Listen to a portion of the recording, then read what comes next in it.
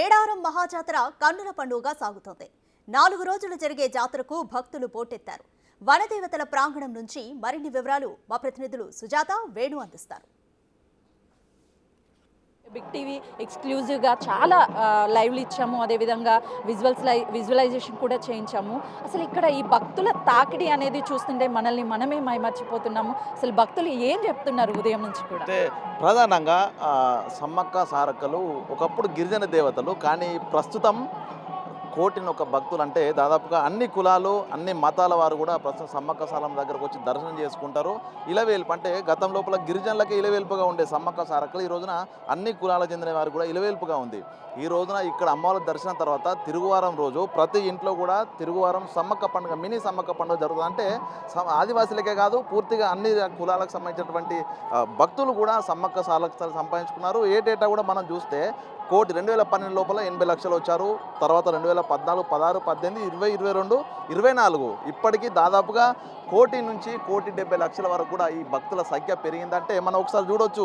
సమ్మక్క సారమ్మల మహిమ, సమ్మక్క సారమ్మల పైన ఉన్నటువంటి విశ్వాసము భక్తు లోపల ఏ విధంగా పెరుగుతోంది. అసలు ఇంతటి భక్తుల తాకిడి ఎందుకు వస్తుందంటే ఆ యొక్క అమ్మవార్ల మహిమ కొంగు బంగారం అనేటువంటి పిలుచుకుంటాను. అంటే ఆమెను ఏం కోరుకున్నా కూడా, అంటే స్వచ్ఛమైన మనసుతోని అమ్మవారిని ఏది కోరుకున్నా కూడా ఆ కోరికలు తీరుతాయి.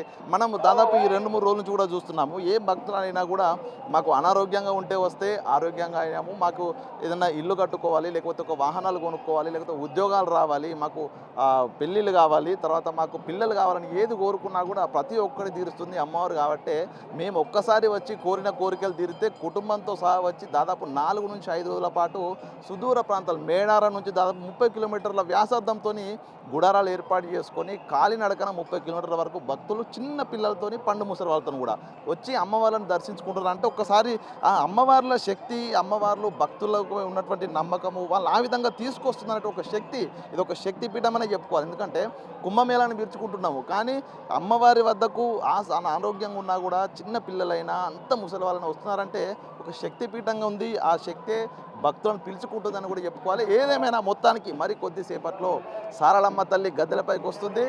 ఆ గద్దె మీద అమ్మవారి ప్రతిష్ఠిస్తారు. అమ్మవారి ప్రతిష్ఠించిన తర్వాత ప్రధాన ఘట్టం పూర్తవుతుంది. ఆ తర్వాత ప్రధాన దేవత సమ్మక్క తల్లి రాక కోసం ఈ భక్త జనం అంతా కూడా ఎదురుచూస్తున్నారు. మొత్తానికి ఇప్పటి వరకు అయితే మరికొద్ది నిమిషాల్లో సారళమ్మ తల్లి గద్దెలపైకి వేయించేయబోతోంది. ఈ యొక్క ఆగమన కార్యక్రమాన్ని చూడడానికి, అమ్మవారి రాకను చూడడానికి అయితే భక్త జనం అయితే కోటి ఆశలతో ఎదురుచూస్తారు. మొత్తాన్ని చూద్దాం. మనం కూడా బిగ్ టీవీ ఎక్స్క్లూజివ్గా అమ్మవారి రాకను, అమ్మవారి ప్రతిష్టాపన కార్యక్రమాన్ని, అమ్మవారు గద్దెలపై ప్రదర్శించిన తర్వాత అమ్మవారి రూపాన్ని, అంటే కుంకుమారి రూపం అంటే ఆ రూపాన్ని బిగ్ టీవీ ఎక్స్క్లూజివ్గా ఉంటుంది. ప్రజలందరూ కూడా భక్త కోటి జనం కూడా చూస్తూనే ఉండండి. ఎక్స్క్లూజివ్గా బిగ్ టీవీ మీకోసం ప్రతి ఒక్క మినిట్ అప్డేట్ కూడా అందిస్తుంది. ఓకే సుజాత్.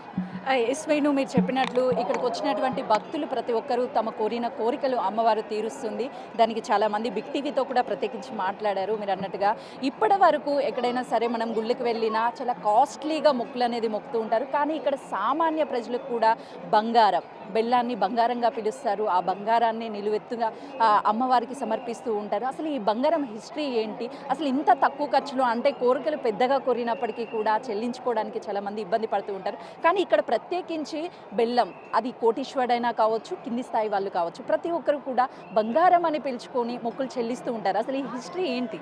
అంటే మనం ఏదైనా శుభవార్త కానీ ఏదైనా విజయం కానీ సాధిస్తే నోరు తీపి చేస్తామనేది ఒక ఎప్పటి నుంచో వస్తున్నటువంటి ఆనవాయితీ. అంటే ఈ బెల్లం కూడా ఒక తీపి, అంటే బెల్లం తీపితో కూడుకుంటుంది. అదేవిధంగా బెల్లం కూడా చాలా మంచిదని చెప్తాం. అంటే ఈ బెల్లం ఇవ్వడం అనేది కూడా ఒక మంచి శుభ సూచికకు ఇది ఒక మార్గం అన్నట్టు. అందుకే అమ్మవార్లకు బెల్లం ఇచ్చి, అంటే ఇక్కడ ఏది ఇవ్వకున్నా కూడా అమ్మవారికి ఒకటి ప్రసాదం, ఇష్టమైన ప్రసాదం బెల్లం. అంటే నిలువెత్తు బెల్లాన్ని, అంటే నేను పూర్తిగా నా శరీరాన్ని, నా ఆత్మను మీకు సమర్పిస్తున్నానంటూ కూడా స్వచ్ఛమైన మనసుతోని ఇక్కడ అమ్మకు మొక్కులు చెల్లించుకుంటారు.